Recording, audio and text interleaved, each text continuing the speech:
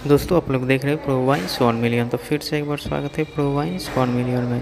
तो फाइनली खेसारी लाल यादव फिर से लाइव आए हुए थे और आप लोग देखे ही होंगे और नहीं देखे हैं तो हम आपको दिखाने की कोशिश करेंगे। और क्या कुछ बोले खेसारी लाल यादव ने अपने लिए, अपने श्रोताओं के लिए क्या बोले, और आप लोग देखिए।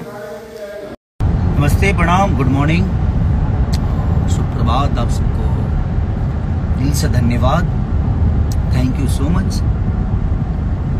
कि का करेलू जो गाना मेरा खेसारी म्यूजिक वर्ल्ड से रिलीज हुआ है वो आप लोगों ने 1 नंबर ट्रेंडिंग पे ला दिया। अपनी प्यार और मोहब्बत से, सारी चीज़ों से दूर रह के आप लोगों ने अपने कला को, मेरे काम को, मेरे मेहनत को सपोर्ट किया। उसके लिए दिल से धन्यवाद आप सबको कि ऐसे ही प्यार और आशीर्वाद बनाए रखिए।